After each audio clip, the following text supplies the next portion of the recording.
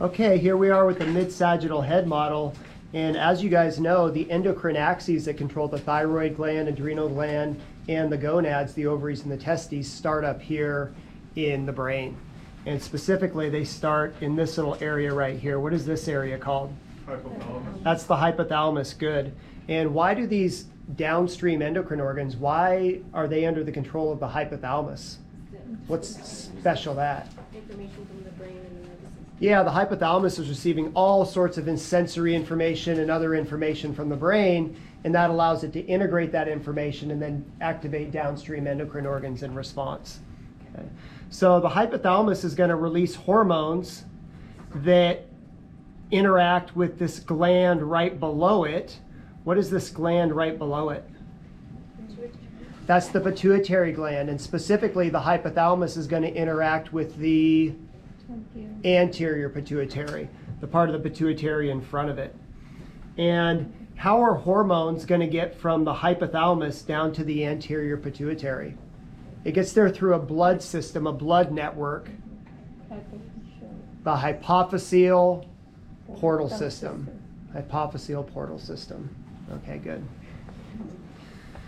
So let's say we're talking about the thyroid axis, and ultimately we want to activate the thyroid gland. What's the hormone that's going to be released by the hypothalamus that starts the whole process?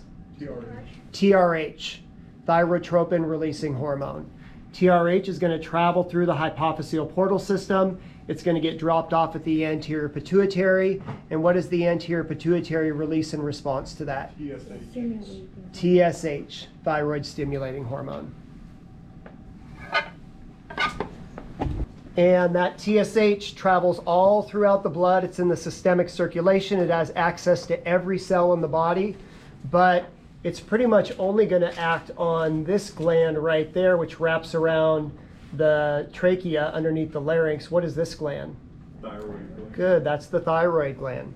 And why is it that thyroid stimulating hormone acts specifically on the thyroid gland? TSH receptor. It has receptors. There's TSH receptors on the thyroid gland for that. All right, so then that's going to cause the release of thyroid hormone from the thyroid gland. And there's two forms of thyroid hormone, as you know, T4 and T3. Which form is going to be predominantly released by the thyroid gland? T4. T4, good, thyroxine, tetraiodothyronine. Then that goes into the blood, and again, it has access to nearly every cell of the body.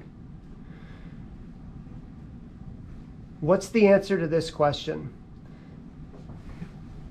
Is thyroid hormone going to act on some of the cells of the body, most of the cells of the body, or nearly all cells of the body? Nearly all cells of the body. So it's in the circulation and it's acting on all these different cells. And it goes inside the cell, and once it's inside the cell, it gets converted from T4 to T3, which is the active form. T3 binds to its receptor on the nucleus. That stimulates gene expression, which ultimately does what? What's the net effect of T3 acting on a cell? Stimulates cellular respiration. Good. So then, as you know, thyroid hormone is something we want to maintain within tight limits. And how are we going to do that? What happens when thyroid hormone levels start to get too high? How do we get those to come back down? Negative feedback. Those thyroid hormone levels act back on the hypothalamus and anterior pituitary and inhibit both of those glands. So they inhibit TRH, TSH, which brings thyroid hormone levels down low. So then thyroid hormone levels start to go down low, that negative feedback goes away, and they go back up. Then negative feedback kicks in and they go back down, and that continues and continues and continues. Okay. We just did a case study on Graves' disease. And Graves' disease is an autoimmune disease.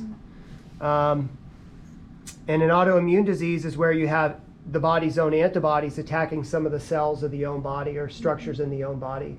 And with Graves' disease, what are the autoantibodies attacking and where are they located? TSH receptors on the thyroid gland. They're attacking TSH receptors on the thyroid gland. Good. And so that stimulates the TSH receptor. What does that do to thyroid hormone levels? Continuous Causes them to go up. So you have elevated T4 levels. Okay.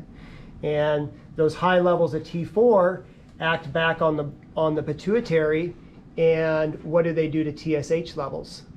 Drop down. They drop down.